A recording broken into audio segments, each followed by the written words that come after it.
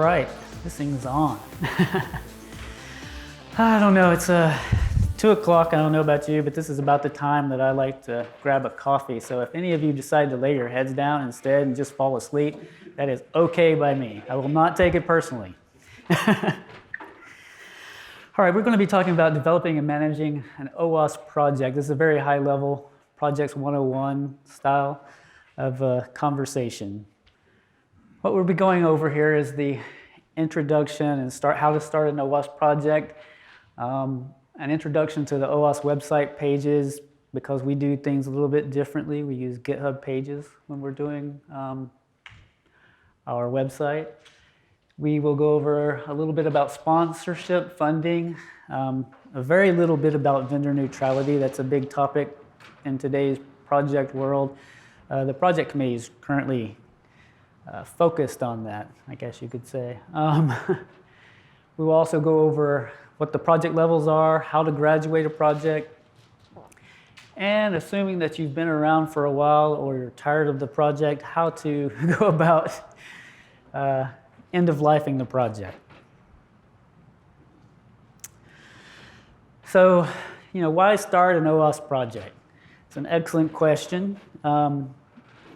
Most people start by, they have a love of open source and they believe that there is some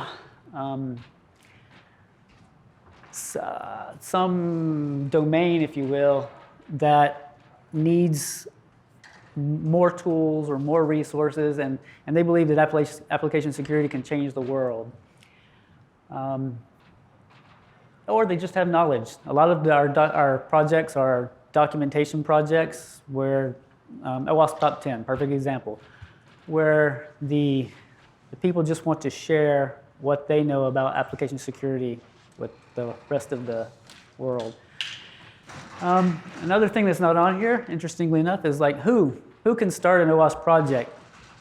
Basically, it's anyone. It doesn't matter whether you're in application security or not, as long as you have an interest in it. You don't need to provide your resume on the form to start an OWASP project. It's just simply whoever wants to start an OWASP project can do so, provided they give a few details, which we'll go over in just a bit. And then if you're not ready to start an OWASP project, you might consider contributing to OWASP projects. They have the same reasons for contributing as for starting an OWASP project. And another reason would be maybe you're not quite ready to lead an OWASP project. And hopefully you will be after this. All right, whenever starting an OWASP project, the first thing you have to do is gather necessary information. This is true for everything that you do. It's not a big surprise. What you're going to need is a good name for your project, the type of project. We will go over all of these things. Classification, an open source license. If you are not the only person who will be leading the project, you need the names and email addresses as well as your GitHub usernames. It is important to have at least a short description of what your project plans to do, what you expect to deliver with the project, and a good roadmap. So what is a good name? First of all, it's not an acronym. I know you see ZAP up here, and that is an acronym. That's one of our top flagship projects. ZAP stands for Z Attack Proxy. The reason why acronyms are not a good name is that they're just not descriptive enough. ZAP has been around for a long time. Everybody knows OWASP ZAP. But you don't know, you down with OTT? That would be the OWASP Top 10, right? That's not what the OWASP Top 10 is. It's the OWASP Top 10. So you don't want to come in with an acronym. Maybe you can come in with Security Knowledge Framework, right? That is also one of our flagship projects. It is now SKF to everybody who knows the project. It's better to come in with a good name, descriptive, people understand it just from that name, and not an acronym. If you're going to start a project, please do not start it with top 10. Okay? I mean, you're thinking maybe that's a good idea, but really we get,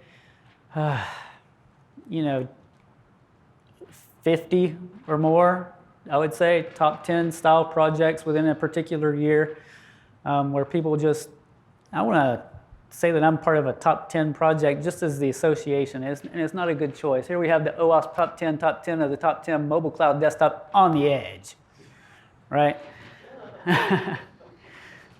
Not a good project name. But you want to be clear and descriptive, definitely not offensive. A lot of people like to play with leet speak and throw in a whole bunch of letters or a whole bunch of numbers instead of letters. Believe me, I can read those too now. And it does not need to include OWASP whenever you're applying for this project name. I will put OWASP in front of it. It's not required to put it on the form. All right, briefly let's go over the project types. Currently there are 3 types of projects at OWASP. If you can come up with any other types, if you have a good argument for that, feel free to put that in there in the text description area. But we have the documentation project. That's basically, and any of these projects could contain pieces of other ones. This is just the top level designation for the project. So documentation is like the top 10. SAM, there's our acronym, but they have an actual name, right? Security Knowledge Framework, all of these are documentation projects. Code projects are things, let's say Mod Security Core Rule Sets, Samurai, WTF, and tools are ZAP, Defect Dojo, Dependency Track. Documentation is documentation code and tool. There's a little bit of, you can look at those as a kind of mixture between the two. Code is basically either pieces that can be used in other things, right? Or it's a particular application in and of itself. Tools are meant to be used like with other tools as part of, say, like a pipeline or something like that. And that's the reason why you can see Defect Dojo, ZAP, those guys are down there. And then there's the classification. I don't know, how many people actually think that these are applicable, right? It's getting really difficult to determine where these fit within a particular project. So I'm not a stickler on you choosing one and it has to stick in this particular classification, but as you can see, the builder are for tools and applications, not specifically offensive or defensive. A breaker is basically an offensive techniques and functionality kind of application. Defender concerned mainly with defensive techniques. And you'll find things like, say, OWASP ZAP, well, they're going to be all 3, right? So it's absolutely not this thing where you're one or the other, or you can only be, it's always a combination of them. So feel free to pick multiples.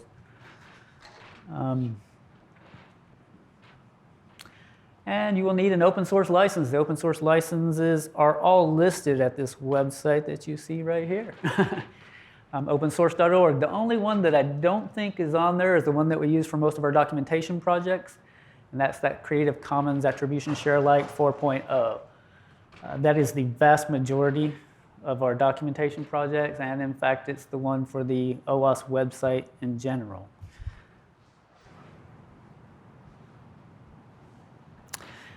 And submitting a new project request. This, you go to this contact.owasp.org, which I will show in just a minute. And basically what you do is you go to the topic that you're wanting to contact us about. It's general, that is correct. I cannot read this properly. Here we go. And there under contact us, you need to choose one of these options. It's the new project request. And when you're here, you will fill out these pieces. And notice that these pieces are all what I just told you need to gather beforehand. So you will basically just go out, fill down this list. You'll indicate whether or not you require a GitHub repository. I didn't mention that. But every project that we have will have at least one GitHub repository, that being their web page repository for that project. So how do you plan for project success? First and most important, and believe me, we have a large number of projects that don't complete this first step, and that's to update your project web page. If you don't put your information on your project web page, people won't know about your project. After you update your project web page, you'll need to add your leaders. You'll need to find contributors to help you with the project. You'll gather sponsors, apply for grants, and eventually, provided that you get past the initial, what we'll call alpha stage, you'll want to get your project promoted. Let's go over these things. All right. The OWASP website itself is based on Jekyll and GitHub pages. We moved to the website January 2019, I believe it was, from the old wiki. And I don't know, most of you people probably have seen the old wiki. Yes, thank you. That was my reaction too when I first looked at it.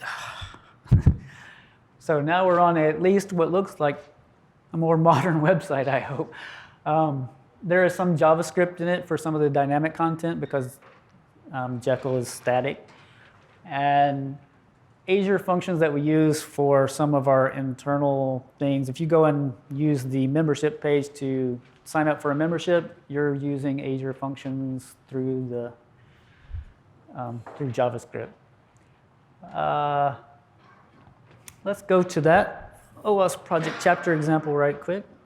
And you will end up, once you've applied and got accepted, you'll end up with a page that is a project page. And the project page will look something similar to this. It will have that text that says this is an example. It will have that main tab, the example tab. It will not have most of the stuff below that because that's just a bunch of examples that I put in for eventual project leaders to go look at this page and say, hey, how do I do a particular thing? And it will be in this page to help out. This migration page, a secondary page, by the way, if you're taking pictures, don't worry about taking pictures of the particular URLs, as I will have a whole long list of QR codes that you can take pictures of at the end of this. But the migration page has got a whole lot more examples. We will go look at that in just a second as well. But first, back to the project page. So the project page, once you get it, you will get an email basically telling you that this page has been generated and that you can go to the very bottom of the page and click on this nice little link saying edit on GitHub. And that will present you with that index.md page on GitHub. Let's look at this. So we go back to the top level folder in the repo, and you can see that there are things here, and most of this stuff will exist for your project. The important things for you are the index.md page, the info.md page, the leaders.md page, and the tab example a little bit. I'd prefer you didn't use tabs personally. That's there as an example to show you how. A lot of our project leaders from the old wiki, where we had tabs in galore, they pined for the days of the tabs. And I went ahead and implemented a tab capability on the project pages just so that it's there. I would prefer personally if you did links and multiple pages because you can put as many sub pages as you want to underneath your project. You will not have the data or the includes folder or the posts folder necessarily, but those are there as examples as well to show you how to do these things because you can change a lot of the how your page looks just by changing includes, for instance. And I want to briefly go over this page just to show you before we go into any more of those particular markdown files, but this is just a screenshot of the previous page, and as you can see, the index.md file is that piece that's over on the left-hand side. The tabs are up top. The main is just part of, it's there because it's part of the main page. You don't have any control over that, but the example tab is part of the tab example.md, and that has to be named a particular way. All your tabs have to be tab underscore, and then whatever the name of the title is for that tab. This top part on the top right and at the bottom where it says the OWASP Foundation blah blah and the upcoming OWASP global events, that's part of the theme, just like the top bar at the very top is part of the theme, and so that's just part of what's going to be on your web page. The info.md file controls what you see inside the sidebar, the example project information, what kind of project it is, what classification, your downloads, social links, whatever you want to put over there. The leaders.md file is where you will actually have the leaders listed. It has a particular format as well. So the first thing you're going to want to do when you first get to your page is go to your index.md page. And you are going to want to edit it because there will be a bit of text, which already exists in this one. This is an example page, right? And you're going to want to take out most of that. Anything that's in there previously, you're going to want to take that out of your project page because I won't know that you actually have a valid working project website until that default text is out of there. That's how I can tell whether or not it's been updated. And once you do that, then you have the level, which has already been set for you to Incubator. That's what most projects come in as. We'll let you know if you've, for whatever reason, perhaps you're bringing a project over from another place and you're actually have a mature project. We might change that level to lab, for instance. That is all listed within that index.md page at the top. This top information right here, it is called the front matter in Jekyll.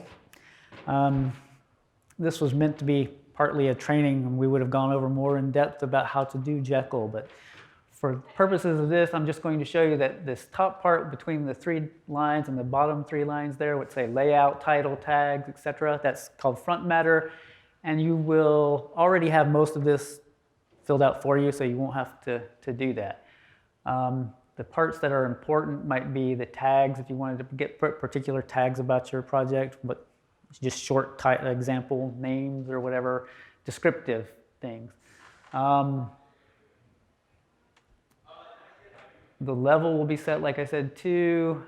There's really not much you want to do with that, and you definitely don't want to delete it because that will just cause major issues. Your site will not build. And next we can look at real quick the info.md file. That's pretty straightforward, right? That was the sidebar at the top right. And perhaps the more important one would be the leaders.md file. And this has a particular format, and it's a required format. If you mess with this format, then I won't know that you're a project leader. So it's basically you have the leaders and you list your name and the contact address for, however you want to be contacted for your project. And interestingly enough, I'll go ahead and talk about that now since we're in the leaders.md file. This is also how you would add leaders to your project. It's good to let us know. That's nice. It's not required that you tell us, but it's better to let us know. But you can put their names in there and it will be picked up and we will know that there's now another leader on the project. All right, project sponsorship and funding. This is probably more interesting. Projects are encouraged to seek sponsorship. How do you do it? You're asking me? It's hard. It's hard. Every bit of, if you've ever tried to get a sponsor for whatever it is that you're doing, whether it's an event like this event, doing sponsorship is difficult. I will tell you that the funds must go through OWASP. It is just one of our requirements that anybody who sponsors a project, the funds go to OWASP, and then OWASP will provide the funds back to the projects. But once you have the funds, you can request pre-approval to spend the money or reimbursement for expenses that you've already done. and this is important, you should probably always seek pre-approval before you do a reimbursement, just in case it's not one of the things that we actually cover. In most cases, we try to cover reasonable expenses. We also just recently developed a program to make it so that projects can request grants. What can you do with a grant? Let's say that you get a company XYZ to sponsor your particular project, and they would like to see you put in a particular feature in your project. They might give a grant. One of our projects just recently picked up a $100,000 grant.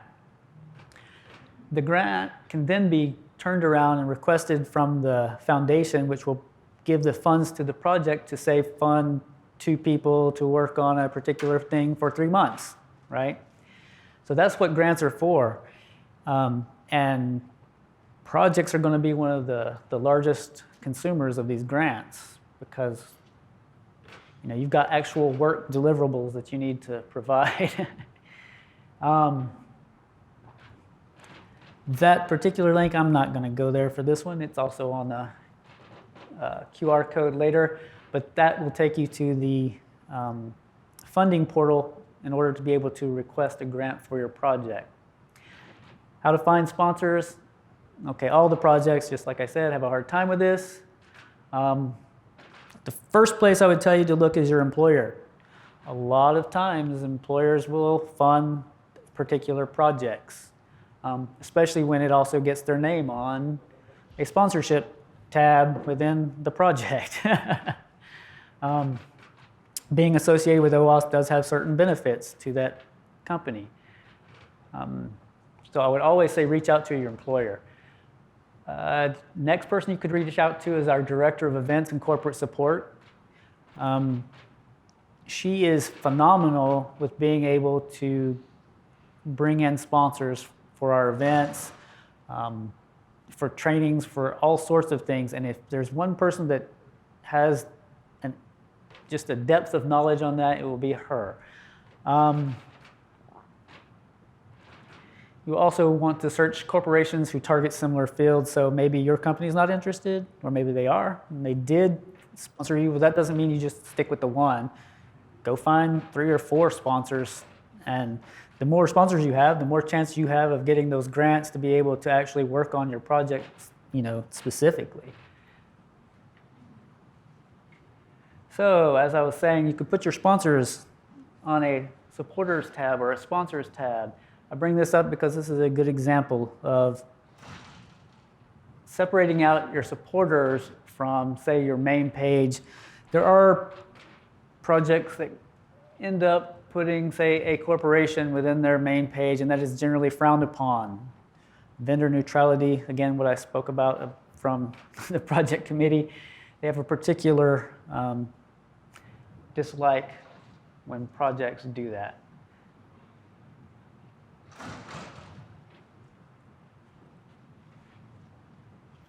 All right. Speaking of vendor neutrality, all projects are encouraged to practice vendor neutrality. The big question is, what does that mean? So the first step, leaders should not all be from one corporation. We certainly have projects that is true about, but it's better that if you have, say, 3 people in your corporation who want to work on the project, great, go find a 4th who's not from your corporation. The sponsors, as I said here, need to be relegated to a sponsors tab or a supporters tab.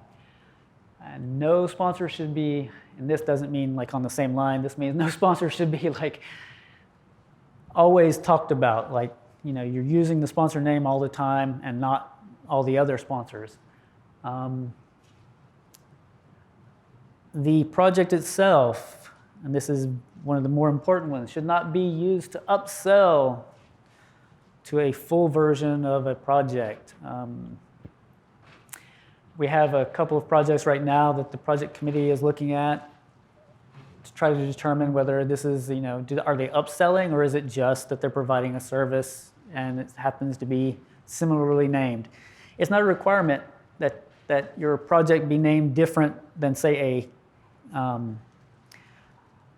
a version that you're actually commercialized, right? There's no reason that they can't have the same name according to our policies. But they absolutely shouldn't be constantly upselling, hey, if you really want this feature, go buy our real thing. And the corporation name should not be part of the project name.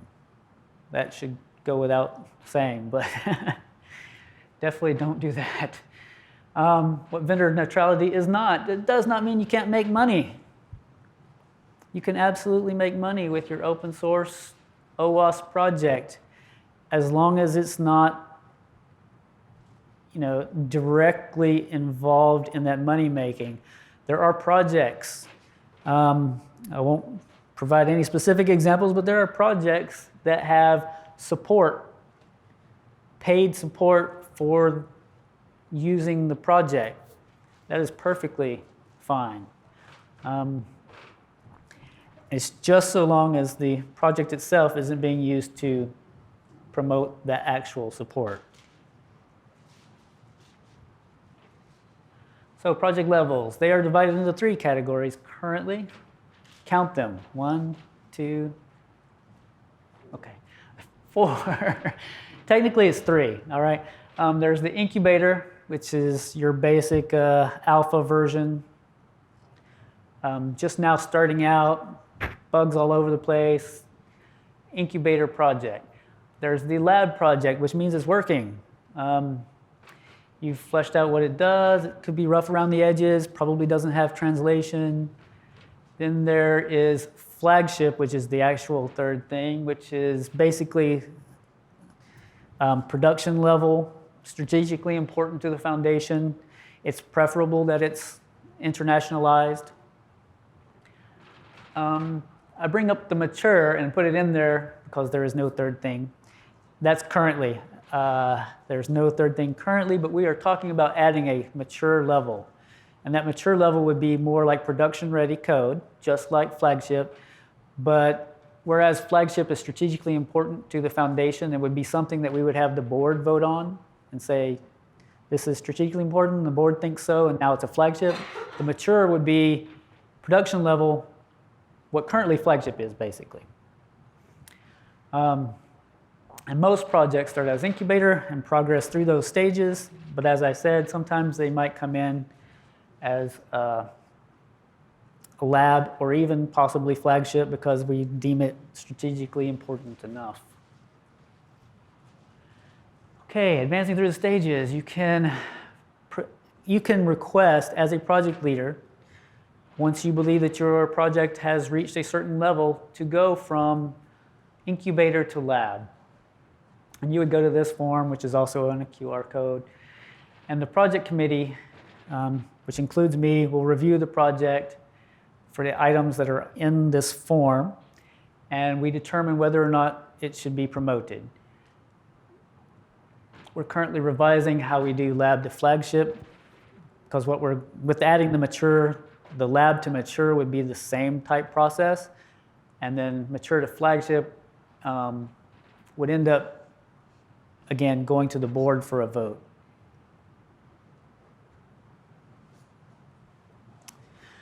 All right, once you become a project, there will be a certain number of services that you will be able to use. Among those, GitHub, Docker Hub, if we can get it to work again. AWS, Azure, GCP, those, some of these are based on project level, right? We might not provide Azure capability to an incubator project. It really depends. You have Meetup. If you choose to use Meetup, we can absolutely allow you to use the Pro Meetup and get people to join your project that way.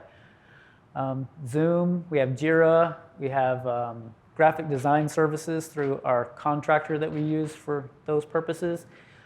Documentation services, absolutely.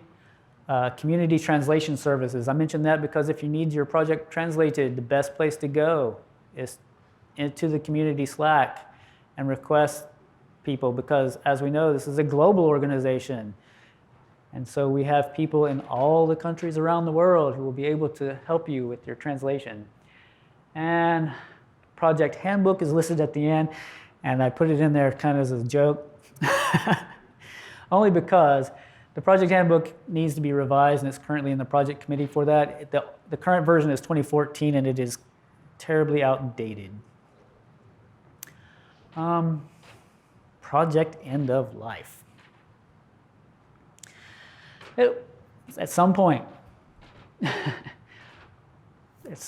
you'll get tired of doing the project, or something happens to where you're no longer able to do the project, and you're going to want to let it go away.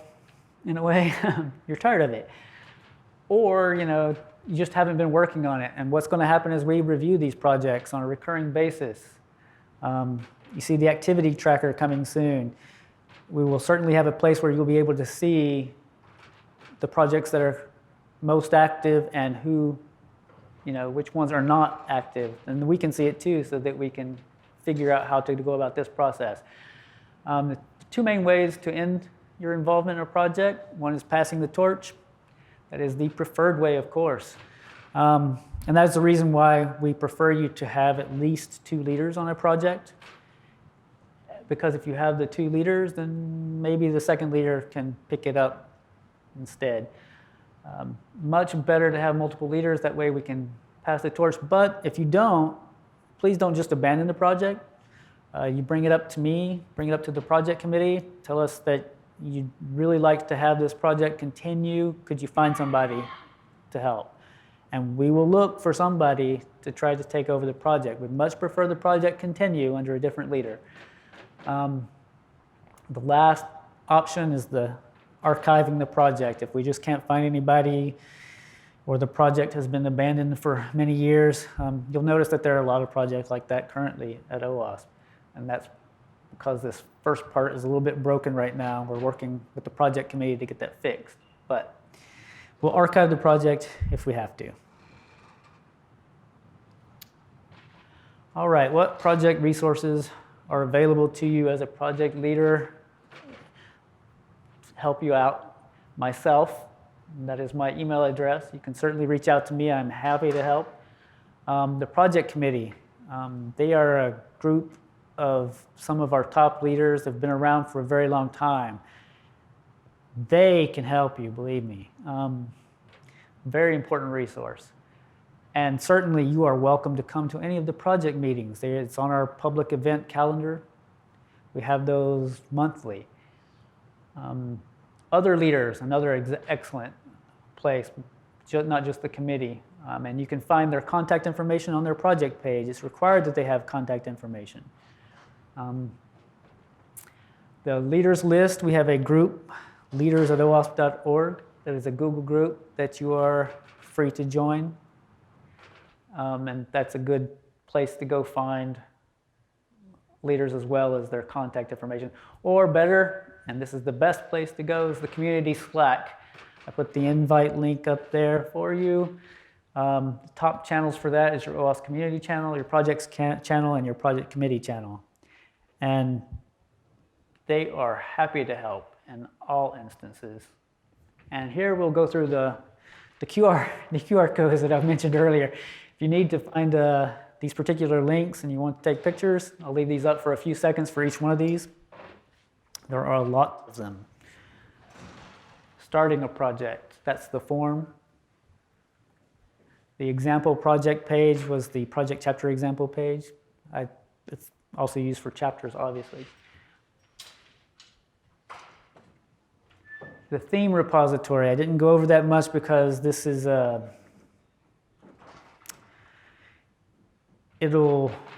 it's more of a training thing. Basically, the theme repository will help you out if you need to figure out there are different layouts for your project pages. We certainly have more than just the layout that you saw for the one project page, but that's more of an advanced kind of Jekyll type thing. So the migration page, which has a bunch of helpful links and important information about tabs and how to make those work, that is all on the migration page. The funding page, which will be very important to you as a project leader.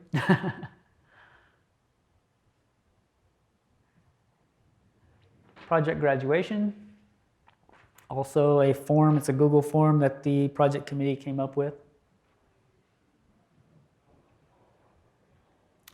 Project committee page, there are other resources for projects listed on the project committee page, including an upcoming vendor neutrality best practices. There's the leaders Google group, direct to that.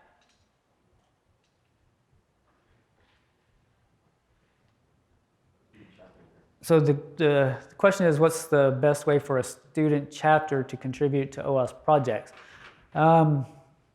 There's multiple ways. One would be, in my first suggestion, provided that you're not wanting to have leaders from the student chapter, is instead of looking at creating your own project, reach out to the various projects. I don't want to eliminate the labs and the flagship projects, but if you go down the list of the incubator projects, I mean, the projects that probably most need people are those incubator projects because they're just starting. They probably don't have very many contributors. If you look through those, find something that interests your students and just offer to help contribute, because I don't know a single project leader who wouldn't jump on, oh yeah, please, I want more contributors.